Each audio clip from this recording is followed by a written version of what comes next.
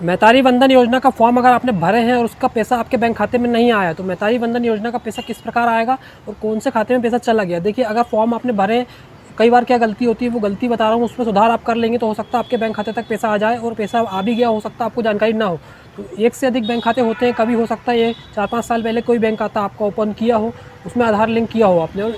DBT भी enable हो, उसके बाद आपने वो खाता यूज़ करना बंद कर दिए, उपयोग में लेन देन बंद कर दिए उस खाते से, उसका नया बैंक खाता खुलवा लिए, उसमें भी आधार लिंक करवा लिए और उसमें लेन देन करने लगे अभी आप इस समय,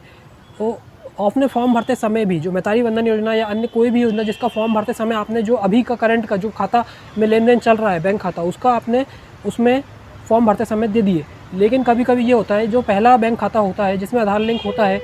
तो आधार के माध्यम से पैसा जाता है, तो आधार लिंक अगर आपका पहले किसी बैंक खाते में है, तो ये भी हो सकता है कि जो आपका पैसा है मैतारी वंदन योजना का या अन्य योजनाओं का वो पैसा होता है, वो जो पहला बैंक खाता होता है जिसमें पैसा चला जाता है कई बार, अगर उसमें लेन देन चालू है तो, और जो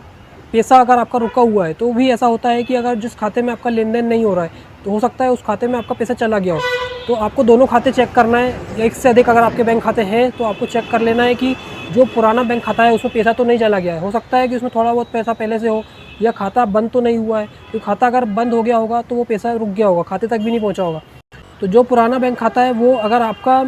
किसी कारण से फ्रीज़ हो गया, देखिए उसको फ्रीज़ हो जाता है तो अनफ्रीज़ कराना होता है। तो जब बैंक खाता आपका पुराना है उससे भी चेक करिए, और अभी का जो बैंक खाता है दोनों में चेक कर सकते हैं, क्योंकि अभी का जो पैसा आ रहा है हो सकता है पहले वाले बैंक खाते में चला गया हो, जो पहले आपने ओपन कराए थे उसमें, और आप चेक कर रहे हो अभी के बैंक खाते में। तो ये दोनों चीज़ें चेक करना है, आधार लिंक किस में है और डीबीटी इनेबल किस में है और ई-केवाईसी किस में कंप्लीट है। ये सारी जानकारी चेक करके ही आपको सही तरह से पता चलेगा कि योजना का पैसा बैंक खाते तक पहुँचा या नहीं पहुँचा। अगर पहुंचा होगा तो वो उसमें दिखा देगा कि किस बैंक खाते में पैसा आया है, एंट्री के माध्यम से पता चल जाएगा। कई बार ये गलती होती है कि एक या से अधिक बैंक खाते होने के कारण हम चेक किसी और बैंक खाते में कर रहे होते हैं और पैसा किसी और बैंक खाते में जमा हो गया होता है, तो हमें ये लगता है कि पैसा आया ही नहीं योजना का, लेकिन ऐसा नहीं होता, पैसा आ जाता है लेकिन हम चेक नहीं कर पाते। तो पुराना खाता कई बार ये होता है कि उसमें लेन देन नहीं कर रहे हैं, तो इस कारण दोनों खाते या एक से अधिक या 2 या 3 जितने भी बैंक खाते हो सभी में चेक कर सकते हैं जिसमें आधार लिंक हो।